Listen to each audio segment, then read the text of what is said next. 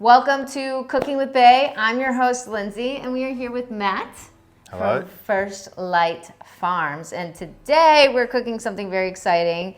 This is venison, because I think a lot of people that are cooking it is probably cooking it wrong.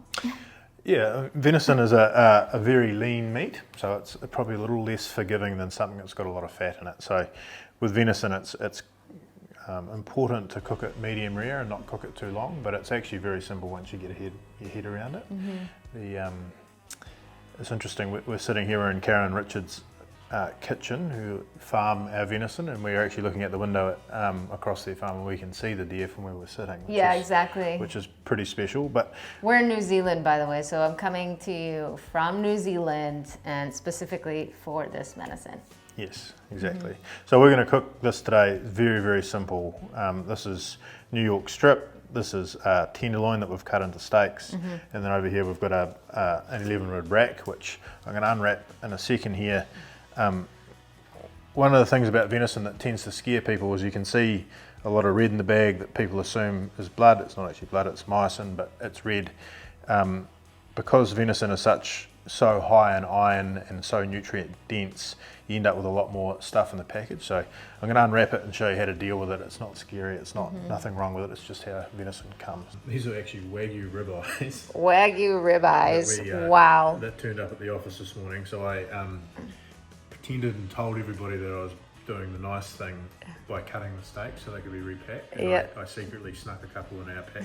Yes, winning for us. These are like 6+ ribeye steaks, which are perfect. Don't be intimidated on this show. The show is actually meant to help you, and we'll take you step by step. So what are some of the ingredients that we'll need? It seems like we have something very simple. Matt knows that I'm animal-based and live a very simple lifestyle, so it's like, what do you need? Just meat and maybe a little salt, and it looks like lime. And look, I mean, to be honest, the limes are just there for dramatic effect, to be honest with you. We just need a little pop of color. Perfect. I threw them in. I did have some venison flank steaks in the truck, but I forgot to bring them, so that's what they were going to be for. But with this stuff here, we are quite literally just going to oil, salt and pepper. And with venison, it's really important just to get get your cooking right. Right, the temperature right. The other thing that we may add to the process is maybe just a little bit of grass-fed butter. Really. Okay, perfect. You know, I love butter. My audience loves butter, so we can get down with that. And I'll put some links down below where you can source this quality venison from First Light Farms, as well as some of olive oil and salt as well too. So let's get started. All right, so what I'm going to do here, which is, it's not imperative that you do it, but if you want the best eating experience you can get, this little bit of silver skin. Of course we do. Okay, so this bit of silver skin on the back end of this, we're just going to whip that off. The only reason we're taking it off is not only is it a bit chewy and undesirable, when you cook it, those fibres pull together and tend to distort the shape of things. Okay. So yeah, that you got to remember what the function is on an animal that's designed to be a tendon or have things anchored to it, so it's tough and chewy by design. We've actually, not deliberately, but by result, we've got two loins here. So these are naturally two very tender cuts off a deer, of venison that sort of speak for themselves. So you don't really want to add too much flavour. All we're going to do before we put them on the barbecue on the heat is just add olive oil and salt. The other thing that we've done is we've had them out of the fridge resting at room temperature for a while, so that's really key for any steak that you're cooking, whether it be a high fat marble score Wagyu steak or a lean venison cut. It's really important that it goes to room temp. So all we're going to do is get messy, lather it up with a bit of olive oil. Nice. And put plenty of salt. I'm going to let you do the salt because my hands are going to be all slippery and nasty, and I don't want to upset Karen's.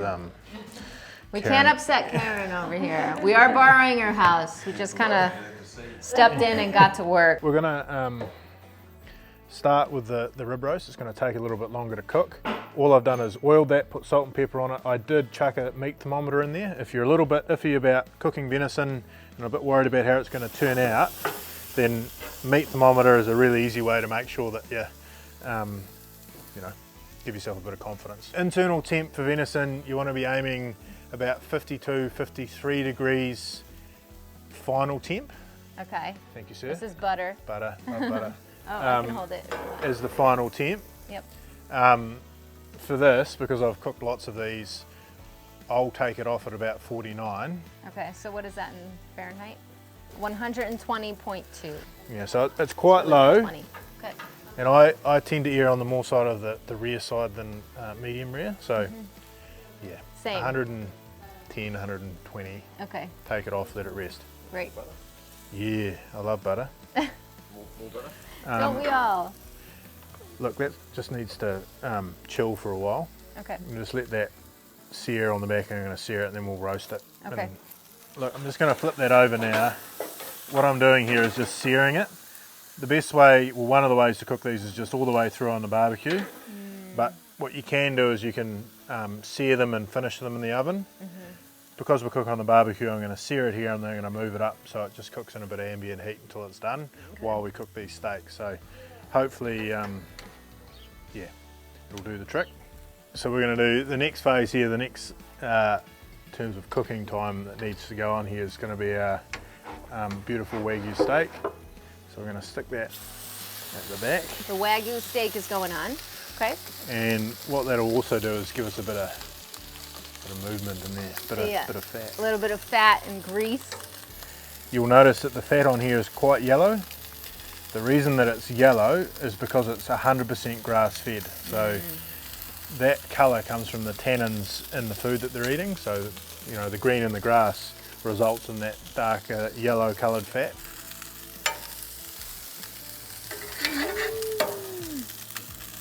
Our butter pile over here. That's a temperature gauge. Right, I'm going to throw these on. Can I do that now?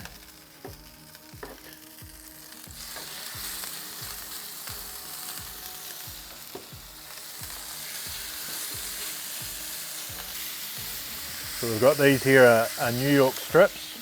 They come off the New Zealand word we use for is short loin, but essentially that's a New York. And these here are medallions, which is a steak cut. They look so good.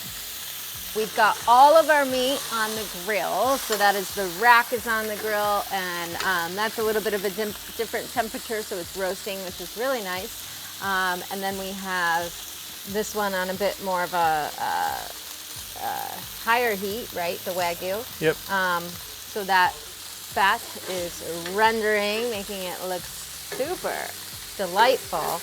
And then we have the venison tenderloins on, and then we also have the venison medallions. And what I do once I've done the first flip, I just add a bit of butter in there. This is a decadent add-on. You don't necessarily need this, but Do you know who you're talking to? yeah, We need it. We are catering to our audience. So we're also constantly sort of flipping this rack too, just for like an even distribution of heat. Is that correct? Exactly. Okay, great.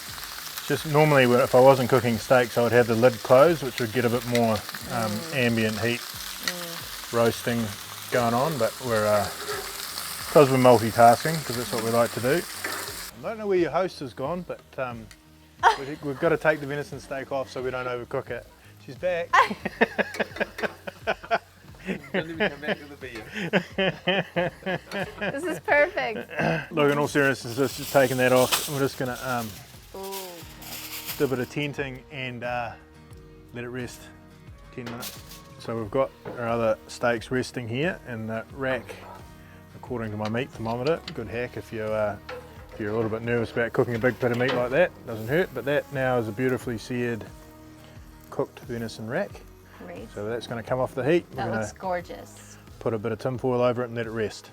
So we've got our venison New York, we've got our medallions, these smaller ones, and this, in theory, should be cooked a beautiful medium rare. He says, hoping like hell that he hasn't made a mistake. This is it. This is it. Oh my gosh, that couldn't have been any more perfect.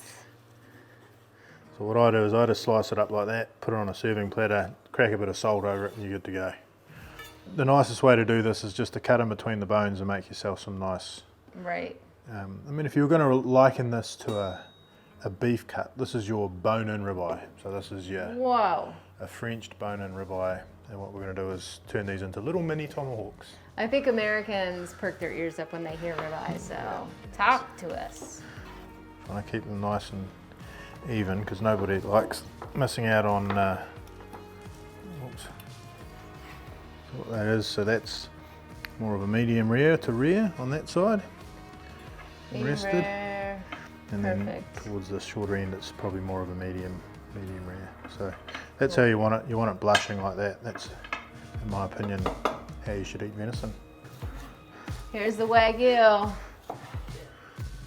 So just for the fact that we do both, and because we love meat at first light, it wouldn't be a complete meal without a bit of Wagyu involved. So same thing here. Nice medium rare for those of us that were feeling like we're lacking a bit of fat in the meal. Look, bit of salt never hurt anyone. Okay, and that's it. And we cooked venison rack, which was the main feature of the show, but also you guys have tips along the way of how to cook tenderloins and New York strips from venison too, which is just, you know, it's a hard meat to cook and easy to overcook actually. So Matt here offers some amazing tips, valuable tips, and not only that, but it's a super nourishing cut of meat, high in iron and really high in protein too as well. So we also, like I said, have included a nice Wagyu beef ribeye, which is also a nice little tip, but all very simple, so we'll learn so much. But now I think it's time to feed our guests. Thank you so much for joining. Just some final thoughts here. I'm gonna do mine with a little bit of like salt and maybe some extra butter, but also you guys here love to pair it with things like plum sauce or maybe darker berries and things like that. What do you think, Matt? Yeah, plums, blueberries, cranberries, mushrooms, earthy flavours are good for venison. Yeah. Karen's got a bit of homemade plum sauce there that's Not one it's not coming to come out. That's what I'm going to go Don't for. you hate that? That's okay, but hopefully, you know, there will be more venison recipes to come now that I've learned so much here in New Zealand. So I'm gonna go ahead and enjoy this fabulous cooked meal. I am super pumped, not only because it's amazing and nourishing, but also because somebody else cooked it for me, and that's exciting. So thank you guys so much for joining. If you haven't subscribed to my channel, please do hit the subscribe button and notification bell. We'll see you next time. Bye from New Zealand. Bye.